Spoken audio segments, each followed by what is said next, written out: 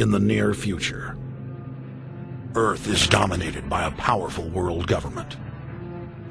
Once free nations are slaves to the will of a tiny elite. The dawn of a new dark age is upon mankind. Countries are a thing of the past. Every form of independence is under attack, with the family and even the individual itself nearing extinction. Close to 80% of the Earth's population has been eliminated.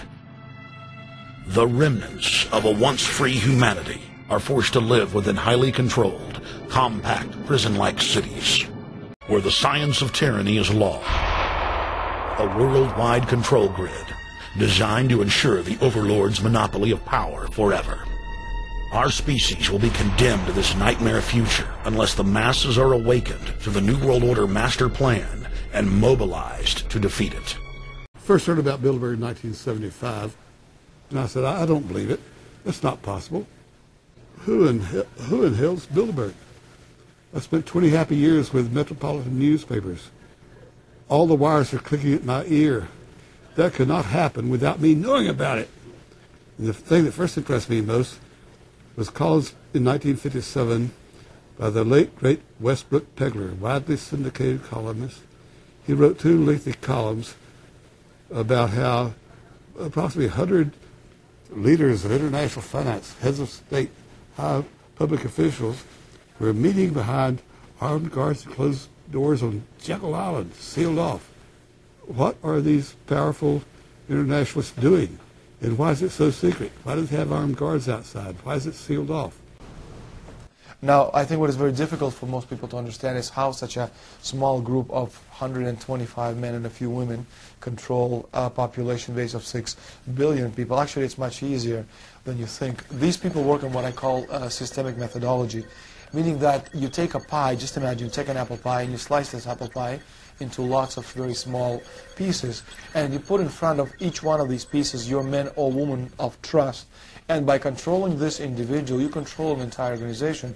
For example, if you take Paul Wolfowitz, who runs the World Bank, through him you can control the entire organization. You don't need to control what the dishwasher or the toilet cleaner thinks or does or believes in. You just need to control what he does and what he believes in. When you read human history, when you study it, all you see is elites trying to dominate, subterfuge, Machiavellian backstabbing, and somehow in the last 50 years they convinced Westerners that the government's fine, can do no wrong, trust them. How did this happen? It's easy to lead sheep. I mean, people just follow. They don't want to believe these things will happen. No way, we'll just follow along with the norm. That's all. It's just makes it easier for everyone. If Bilderberg succeeds, America falls. All the victimized countries lose their sovereignty. Bilderberg is not a person, it's not an idea, it's an ideal, a very powerful group of people working together and from the positions of ultimate and absolute power, destroying every constitution on earth, no matter how powerful the constitution of the nation is. That's what these people do. Billions of dollars per city is being spent to install millions of surveillance cameras. Every town and hamlet, no matter how small or remote, is surveilled. License plate reading software tracks Americans' movements wherever they go. New systems are being deployed that scan your face, read your lips, and analyze your walk. The Bilderberg-dominated Club of Rome advocated environmentalism as the best front to implement population reduction. Western populations would accept serfdom if it was packaged as saving the Earth. The United Nations Global Biodiversity Assessment, it states very clearly that we must reduce the human population from its current level of about 6 billion people down to about 1 billion people. The overlords of the New World Order are now aggressively pushing for a worldwide one-child policy. The Chinese one-child policy was phased in gradually. In the 60s, when it began, you only had to pay a tax penalty. Only later did they imprison you if you had more than one child. Now the exact same proposals to penalize couples who have more than one child are being made in the United States, England, and Europe. They claim that CO2, which plants breathe, was killing the Earth and that we must reduce the number of children we have to curtail our carbon footprint. It is a scientific fact that the sun is the main driver of planetary climate, and the measurements are clear. The sun is becoming hotter, brighter. It has been slowly increasing thermal output in the last 100 years, causing warming not just on Earth, but throughout the solar system. But the scientific facts and even the order of the planets didn't matter to one of the chief organizers of Live Earth, David Mayer de Rothschild, heir to the British arm of the Rothschild fortune, when we spoke to him. When I called Rothschild on the order of the planets, he just laughed, thinking the audience wouldn't get it. He continued to count on the population's ignorance and claimed that the global warming lobby has nothing to do with carbon taxes. I guess he hadn't spoken with his good personal friend, Al Gore. Global warming, the time for debate is over. I think what you have to realize is that being environmentally sensitive and making money aren't mutually exclusive. There's a lot of money to be made in addressing this issue. But you guys are gobbling up all the world's concern to just simply line your pockets and make kids read your book in schools and do all this. It's a business, just like you said, Rothschild. It's not. Do you think I make any money out of this?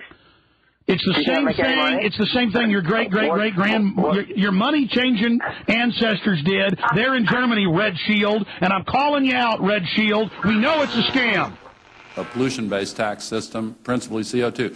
We're causing it mainly, vast majority of it. The consequences are bad and will be catastrophic unless we act.